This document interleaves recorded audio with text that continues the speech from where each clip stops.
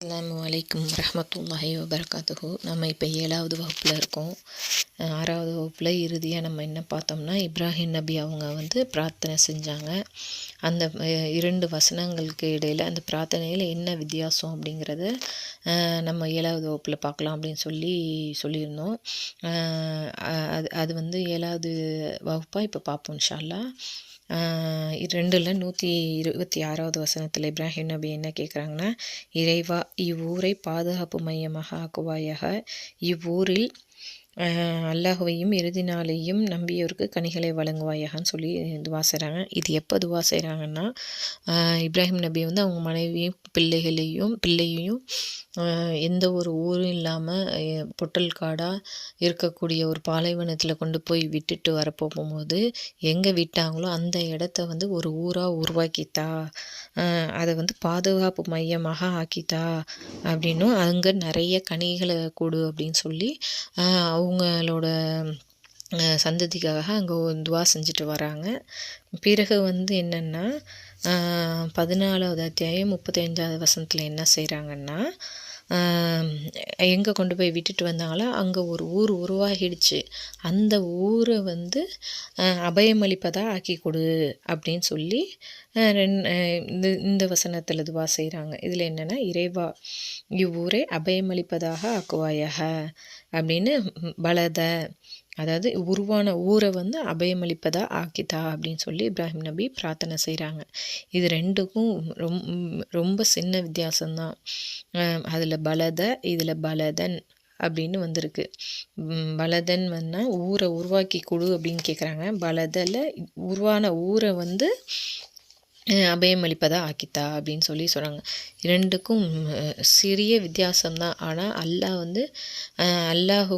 அல்லாஹுக்கே ஒரு உரிய ஒரு விஷயமாக ஒரு நுணுக்கமாக அதில் வித்தியாசத்தை அல்லாஹ் சொல்லி இந்த வசனத்தில் அல்லாஹ் சொல்லி காட்டுறான். 2 வசனங்களுக்கு இடைப்பட்ட வித்தியாசத்தை அல்லாஹ் சொல்லி காட்டுறான்.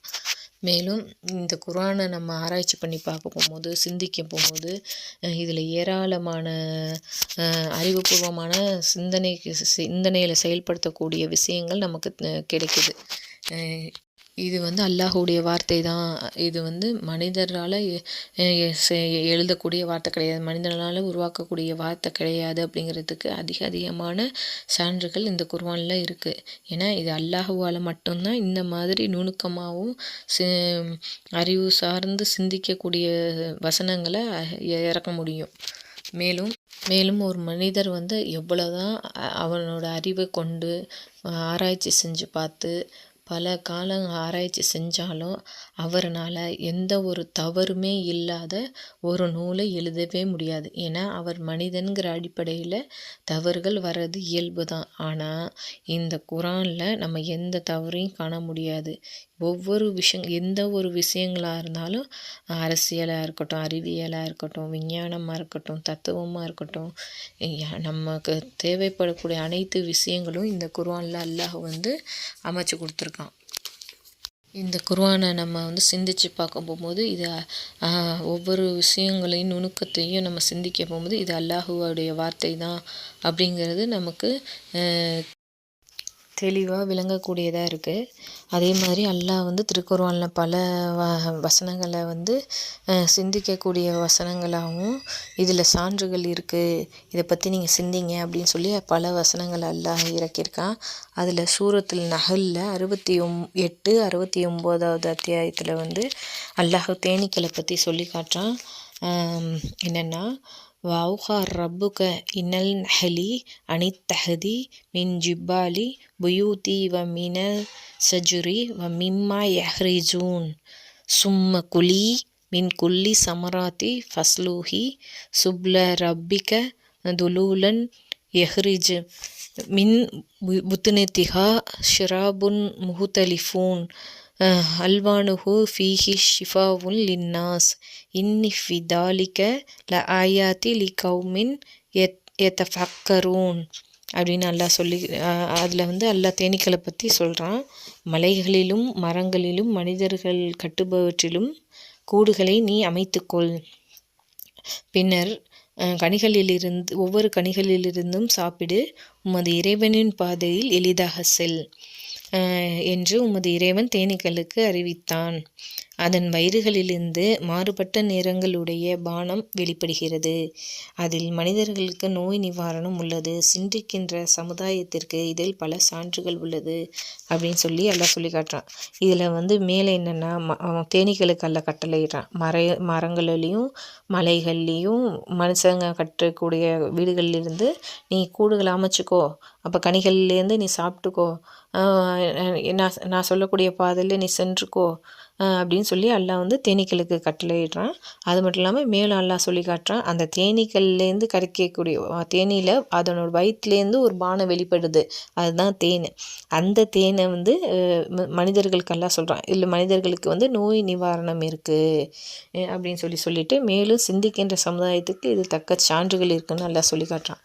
பொதுவாக இப்படி சொல்லிட்டு இதில் சிந்திக்கின்ற சமுதாயத்துக்கு இதில் சான்றுகள் இருக்குது அப்படின்னு எல்லாம் ஏன் சொல்கிறான் அப்படின்னு நம்ம பார்த்தோம்னா, இதில் அல்லாஹ் நமக்கு ஏதோ ஒரு விஷயத்தை அல்லாஹ் சொல்லியிருக்கான். இதை பற்றி நம்ம சிந்திக்கக்கூடிய விஷயம் என்ன அப்படின்னு பார்த்தோம்னா, இதில் அல்லாஹ் நமக்கு சொல்லியிருக்கிறது என்னன்னா, இத்தகுதி கூடுகளை அமைச்சிக்கோ அப்படின்னு சொல்கிறான். யாரை பார்த்து சொல்கிறான்னா, குழி பெண் தேனியை பார்த்து சொல்கிறான்.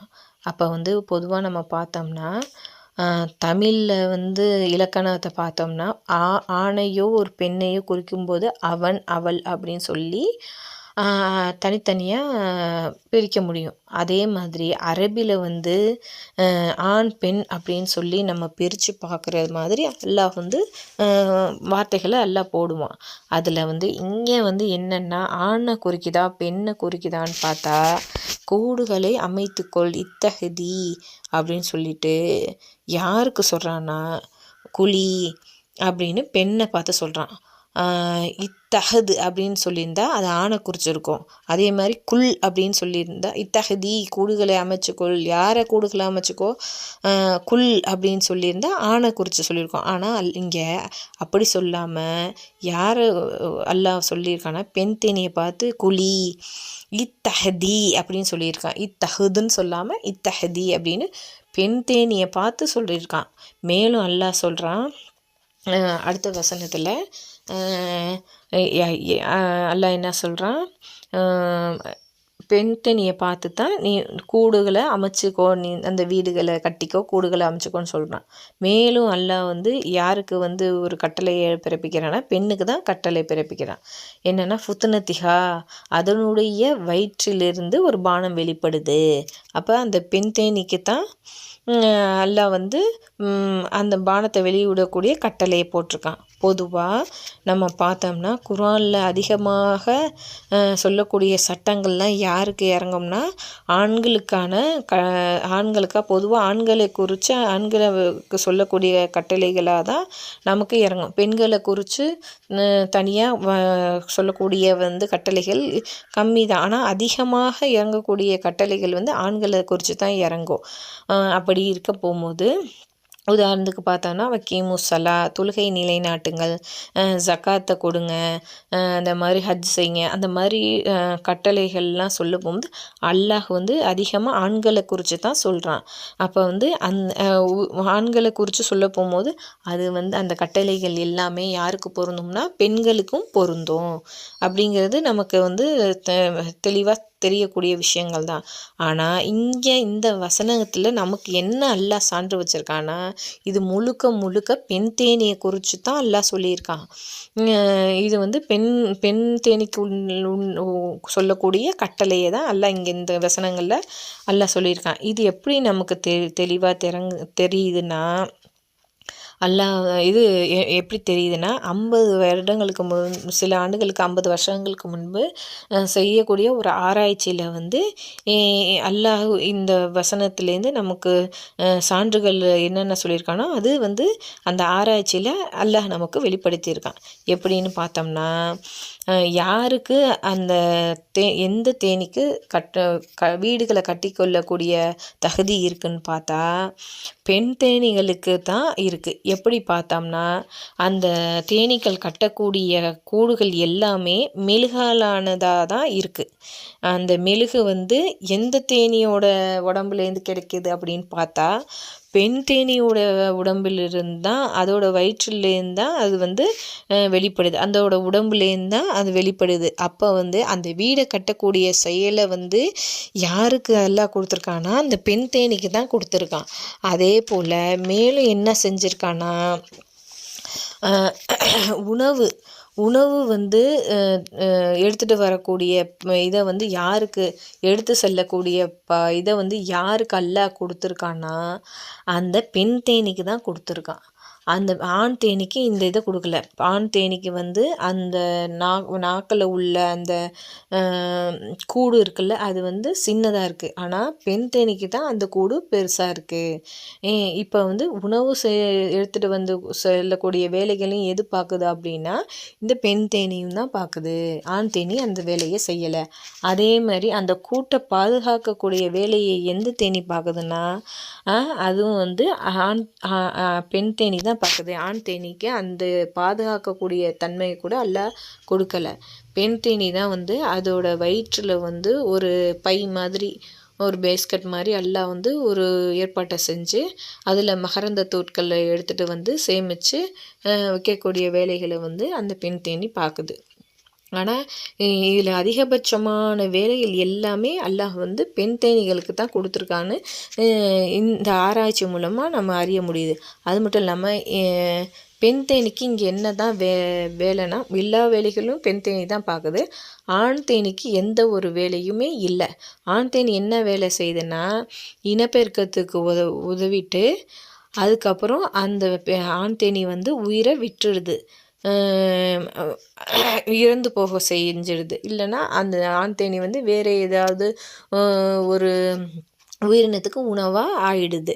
அந்த மாதிரி தான் அல்லாஹ் ஒரு செட்டப் அமைச்சு இந்த பெண் தேனிகளுக்குள் உண்டான எல்லா கட்டளைகளும் இந்த வசனத்தில் அல்லாஹ் நமக்கு சொல்லி காட்டுறான். இதைத்தான் இப்போ 50 ஆண்டுகளுக்கு முன்னாடி செய்யக்கூடிய ஆராய்ச்சியிலேருந்து கண்டுபிடிக்க முடியுது. இது இப்படிப்பட்ட இந்த ஆண் தேனிக்கும் பெண் தேனிக்கும் உள்ள இந்த வித்தியாசங்களை, இந்த நுணுக்கங்களை யாரால் சொல்ல முடியும்னா அல்லாஹுவை தவிர வேறு யாராலையும் சொல்ல முடியாது. இந்த சான்றே அல்லாஹுடைய வார்த்தை தான். இந்த குர்ஆன் அல்லாஹுடைய வார்த்தை தான் அப்படிங்கிறத நிரூபிக்கக்கூடியதாக இருக்குது. மேலும் அல்லாஹ் சொல்லி காட்டுறான், பல வசனங்களை சிந்திக்கக்கூடியதாகவும் வரலாற்று செய்தியாகவும் அல்லாஹ் நமக்கு இறக்கியிருக்கான். இது அல்லாஹுடைய வார்த்தை தான் அப்படிங்கிறதுக்காக அல்லாஹ் இறக்கியிருக்கான். அதில் அல்லாஹ் சர்வதேச அரசியலுக்கும் குர்ஆனுக்கும் உள்ள தொடர்பை பற்றி அல்லாஹ் அர்ரோங்கிற அத்தியாயத்தில் 30வது அத்தியாயத்தில் 1லேருந்து 5 வரைக்கும் அல்லாஹ் சொல்லி காட்டுறான். அலிஃப் லாம் மீம் குலிபத்திர் ரோம் ஃபி அதுனுல் அர்லி வஹும் மின் பஅதி கல்பிஹும் சயஅலிஃபூன் ஃபி பில்ஹி சனீன் லில்லாஹி அம்ரும் மிம் கப்லு மிம் பஅது வ யௌமயதின் யஃப்ரஉல் மூமினூன் அப்படின்னு சொல்லிட்டு இந்த ரோம பேரரசு அருகில் உள்ள பூமியில் வெற்றி கொள்ளப்பட்டு விட்டது. அவர்கள் தோல்விக்கு பிறகு சில வருடங்கள் அல்லாஹ்வின் உதவியால் வெற்றி பெறுவார்கள். முன்னரும் பின்னரும் அல்லாஹுக்கே உரிய அதிகாரம் யாவும் அல்லாஹுக்கே உரியது அப்படின்னு சொல்லி அல்லாஹ் சொல்கிறான். இதில் என்ன சொல்கிறான்னா ஒரு வரலாற்று செய்தியை சொல்லிட்டு பின்னணி நடக்கக்கூடிய ஒரு செய்தியை முன்னறிவிப்பாக செய்கிறான். என்னென்னா ரோம் பேரரசு வெற்றி கொள்ளப்பட்ட செய்தி என்னென்னா வரலாற்று செய்தியில் பக்கத்து நாடாக இருந்த ரோம் மக்காவுக்கு பக்கத்தில் இருந்த ரோமில் பாரசீகர்களால் தோற்கடிக்கப்பட்டுச்சு. இந்த பாரசீகர்கள் யாருன்னா நெருப்பு வணங்கிகளாகவும் சிலைகளை வழங்கக்கூடியவர்களாகவும் இருந்தாங்க. அங்கே ரோமில் வாழ்ந்த மக்கள் யாருன்னா வேதம் கொடுக்கப்பட்டவர்களாக இருந்தாங்க. யார்? கிறிஸ்தவர்கள். அவங்களுக்கு அவங்க வந்து இந்த பாரசீகர்களாக தோற்கடிக்கப்பட்டு அந்த ரோம் வந்து வெற்றி கொள்ளப்பட்டுச்சு. இந்த செய்தியை மக்கத்து காஃபிர்கள்லாம் விமர்சனம் செஞ்சாங்க. என்ன விமர்சனம் செஞ்சாங்கன்னா, ரோம் வந்து இப்போ வெற்றி கொள்ளப்பட்டுருச்சுல்ல, அதே போல் பாரசீகர் நெருப்பு வழங்கிகளாகிய சிலை வணக்கம் செய்யக்கூடிய பாரசீகர்களாக அந்த ரோம் எப்படி வெற்றி கொள்ளப்பட்டுச்சோ அதே போல் இந்த முகமது இருக்காரே, இந்த ஓரிரை கொள்கையை எடுத்து சொல்கிறாரு, இந்த வேதம் வழங்கப்பட்டவராக இருக்காரே, அவர் வந்து நம்ம வெற்றி கொள்வோம் அப்படின்னு சொல்லி விமர்சனம் செய்கிறாங்க. இந்த விமர்சனத்தை கேட்டோன்னா அல்லாஹ் உடனே இந்த வசனத்தை இறக்குறான். என்னென்னா சொல்கிறான்னா, ரோம் பேரரசு இப்போ வேணால் வெற்றி கொள்ளப்பட்டிருக்கலாம், ஆனால் சில காலங்களுக்கு பிறகு அல்லாஹ் இங்கே சொல்கிறான். அல்லாஹ் இங்கே ஃபில்ஹ அப்படிங்கிற வார்த்தையை போடுறான். ஃபில்ஹன்னா சில வருடங்கள்னு அல்லாஹ் சொல்லி காட்டுறான்.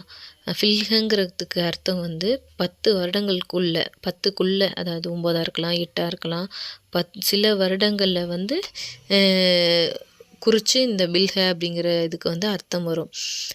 அல்லாஹ் வந்து சொல்லி காட்டுறான், சில வருடங்களில் வந்து அல்லாஹுடைய உதவியால் இந்த ரோம பேரரசு வந்து வெற்றி கொள்ளப்படும் அப்படின்னு சொல்லி அல்லாஹ் சொல்லி காட்டுறான். இந்த சம்பவம் வந்து அல்லாஹ் ஒரு முன்னறிவிப்பாக செய்ய போகும்போது இது நபி ஸல்லல்லாஹு அலைஹி வஸல்லம் அவர்கள் வாழ்ந்த காலத்திலேயே இந்த முன்னறிவிப்பு வந்து அல்லாஹுனால் நிறைவேற்றப்பட்டது. ரசூலா காலத்தில் வந்து பாரசீகர்களை அல்லாஹ் தோற்கடித்து ரசூலாவை வெற்றி கொள்ளப்பட்டு கைப்பற்றப்பட்டுச்சு. இந்த நிகழ்ச்சி வந்து இந்த முன்னறிவிப்பு வந்து யார் குரானை சிந்திக்கிறாங்களோ, அறிவுடையவர்களாக இருக்காங்களோ அவங்களுக்கு வந்து அல்லாஹ் சான்றாக இதை இறக்கியிருக்கான். மேலும் இந்த வசனத்தில் அல்லாஹ் சொல்லி காட்டுறான். அல்லாஹ் வந்து அதுனல் அர்லி அப்படின்னு சொல்லி பக்கத்து ஊரில், அருகில் அப்படின்னு சொல்லி வார்த்தையை போடுறான். எப்படி வார்த்தையை போடுறான்னா, ஒரு வார்த்தைக்கு 2 அர்த்தங்கள் கொண்ட வார்த்தையை அல்லாஹ் பயன்படுத்துகிறான். அதில் அதுன அப்படிங்கிற வார்த்தைக்கு வந்து நெருக்கமானது, தாழ்ந்தது அப்படிங்கிற 2 அர்த்தங்களை வந்து குறிக்கும். அதில் பக்கத்து ஊரில் அப்படின்னு வர்றதுக்கு அருகில் அப்படின்னு அல்லாஹ் சொல்லி காட்டும்போது அதுன அப்படிங்கிற வார்த்தையை வந்து அல்லாஹு பயன்படுத்துகிறான். ஆனால் நெருக்கமான அந்த வார்த்தையை பயன்படுத்தாமல் அதுன அப்படிங்கிற வார்த்தையை அல்லாஹ் பயன்படுத்துகிறான். அதில் தாழ்ந்த அப்படிங்கிற வார்த்தையோட பொருளும் அடங்கும். அதில் உதாரணமாக மூசா நபி சமுதாயத்தில் வாழ்ந்த மக்கள் வந்து அவங்க வந்து மூசா நபிகிட்ட சொல்லுவாங்கள்ல, மண்ணு செல்வாங்கிற உணவு எங்களுக்கு வேண்டாம், அதனால் எங்களுக்கு வந்து நாங்கள் விவசாயம் செஞ்சு சாப்பிட்ற மாதிரி பூண்டுகள் அந்த மாதிரி பயிர் வகைகள் அந்த மாதிரி கேட்க போகும்போது அல்லாஹ் சொல்லி காட்டுறான், உயர்ந்ததை விட தாழ்ந்ததை நீங்கள் கேட்குறீங்களா அப்படின்னு சொல்லி அல்லாஹ் சொல்லி காட்டும் போது அங்கே அதுன அப்படிங்கிற வார்த்தையை அல்லாஹ் பயன்படுத்துகிறான். இந்த வார்த்தைகளை கொண்டு நம்ம சிந்திக்கும் போது மேலும் அல்லாஹ் இங்கே என்ன சொல்கிறான்னா, அருளுங்கிற வார்த்தைக்கு வந்து இங்கே பூமியை அப்படின்னு சொல்லி எல்லாம் பயன்படுத்தியிருக்கான். பலது ஊருங்கிற வார்த்தையை பயன்படுத்தாமல் அருள் அப்படிங்கிற வார்த்தையை பயன்படுத்தி சொல்கிறான். அப்போ இந்த பூமி அப்படின்னு அல்லாஹ் இங்கே குறிப்பிட்டிருக்கும்போது இந்த வார்த்தைகளுக்குள்ளே அல்லாஹ் ஏதோ நமக்கு சொல்ல வர்றான், இதில் ஏதோ சிந்தனைக்குரிய விஷயங்கள் இருக்குது, அப்படி அல்லாஹ் என்ன சொல்ல வர்றான் அப்படின்னு நம்ம சிந்திச்சு பார்த்தோம்னா, பூமியை இப்போ நம்ம வந்து எப்படி கணக்கிடுவோம்னா, அதாவது பூமியை நம்ம பார்த்தோம்னா பூமியில் ஏராளமான பகுதிகள் நமக்கு காணப்படுது. உயர்வான பகுதிகள், தாழ்வான பகுதிகள், கரடுமுரடான பகுதிகள், மலைகள், அந்த மாதிரி ஏராளமான நிலப்பகுதிகள் வந்து நமக்கு காணப்படுது. அதில் ஸ்பெசிஃபிக்காக எல்லாம் இங்கே என்ன சொல்கிறான்னா, நமக்கு வந்து அருள் அப்படிங்கிற வார்த்தையை பயன்படுத்துறதுனால வந்து பூமி அப்படிங்கும்போது பூமியில் உள்ள எல்லா பகுதிகளையும் கணக்கிட போகும்போது நம்ம எப்படி பூமியை கணக்கிடுவோம், கடல் மட்டத்திலேருந்து நம்ம பூமியை கணக்கிடுவோம். அதே மாதிரி உலகத்திலேயே மிக உயரமான பகுதியாக எதை நம்ம கணக்கிடுவோம்னா எவரெஸ்ட்டை கணக்கிடுவோம். அதே மாதிரி கடல் மட்டத்திலேருந்து எது மிக தாழ்வான பகுதி அப்படின்னு நம்ம பார்த்தோம்னா சாக்கடல் அதைத்தான் நம்ம வந்து ரொம்ப அதாவது தாழ்வான பகுதியாக கணக்கிடுவோம்.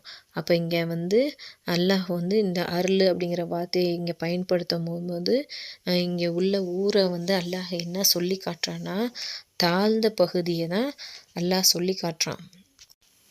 இந்த ரோம பேரரசு வந்து எங்கே அமைஞ்சிருக்குன்னு பார்த்தோம்னா தாழ்ந்த பகுதியான சாக்கடல், அதாவது 1412 அடி வந்து கடல் மட்டத்திலேருந்து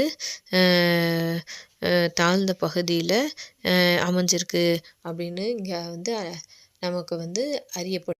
கடல் மட்டத்திலிருந்து தாழ்வாக அமையக்கூடிய சாக்கடல் பகுதியில் தான் இந்த ரோம பேரரசு பகுதி வந்து அமைஞ்சிருக்கு அப்படின்னு சொல்லி அல்லாஹ் இந்த வசனத்தில் சொல்லும்போது நம்ம வந்து அல்லாஹ் வந்து சிந்திச்சு பார்க்க சொல்ல போகும்போது நமக்கு இந்த இதுலேருந்து கிடைக்கிது. 2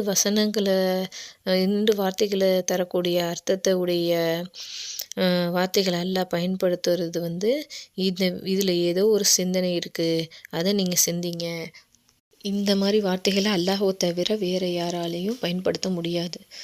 அதனால் நம்ம இந்த வசனங்களை இந்த வார்த்தைகள் தனிமையில் உட்காந்து சிந்தித்தோம்னா இது அல்லாஹ்வுடைய வார்த்தை தான், இது வந்து எந்த ஒரு மனிதராலும் சொல்ல முடியாது அப்படிங்கிறத நமக்கு வந்து தெளிவாக விளங்க முடியுது.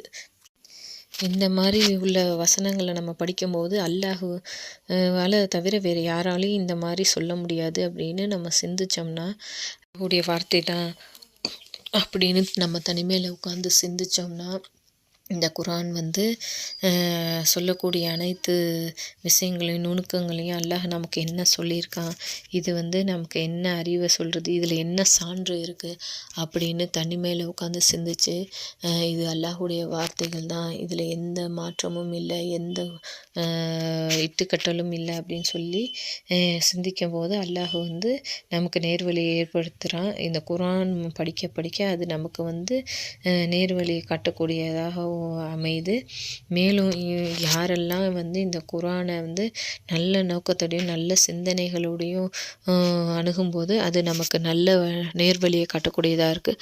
அதே போல் யார் வந்து கெட்ட சிந்தனையோடையும் கெட்ட உணர்வோடையும் இந்த குரானில் தவறுகளை கண்டுபிடிக்கணும், நம்ம எதிர்த்த தரப்பில் யாராவது ஏதாவது சொன்னால் அதற்கு எதிராக நம்ம சுய கருத்துக்களோட சுய சிந்தனையோட நம்ம வந்து இதை திறந்தோம்னா இந்த குரான் வந்து நமக்கு பயன் தராது. அல்லாஹுவோடைய வார்த்தை தான், அல்லாஹ் மட்டும்தான் இதை இறக்கியிருக்கான் அப்படின்னு இது ஆழ்ந்த கருத்துக்களையும் சிந்தனைகளையும் உடையதாக இருந்தால் தான் பயன் தரும். அதில் அல்லாஹ் சொல்லி காட்டுறான், வயலுல்லு ஃபிஹி கசீரா வைஹிதிஹி ஃபிஹி கசீரா, குரான் அதிகமானவரை வழி கெடுக்கும், குரான் அதிகமானவருக்கு வழி காட்டும் அப்படின்னு அல்லாஹ் சொல்லி காட்டுறான். குரான் எப்படி வழி கெடுக்கும் அப்படின்னு பார்த்தோம்னா கெட்ட எண்ணத்தோடு யார் சைத்தானிய சிந்தனையோடு செயல்படுறாங்களோ அவங்களுக்கு வந்து இந்த குரான் வந்து எவ்வளவோ தான் இருந்தாலும் அவங்களோட சிந்தனையில் ஒரு மாற்றத்தை ஏற்படுத்த போகிறதில்ல அப்படின்னு சொல்லி அல்லாஹ் சொல்லி காட்டுறான். சிந்தனையில் வந்து அல்லாஹ் வந்து நமக்கு நேர்வழியை ஏற்படுத்தணும். அல்லாஹுடைய வார்த்தை தான் இன்னும் முழுமையான கருத்தோடு நம்ம இந்த குரானை அணுகும்போது இந்த குரான் வந்து நமக்கு வந்து முழுமையான மாற்றத்தையும் வாழ்வியல் சிந்தனையும் வாழ்வியல் மாற்றத்தையும் இன்ஷா அல்லாஹ் ஏற்படுத்தும். அஸ்ஸலாமு அலைக்கும் ரஹ்மத்துல்லாஹி வபரகாத்துஹு.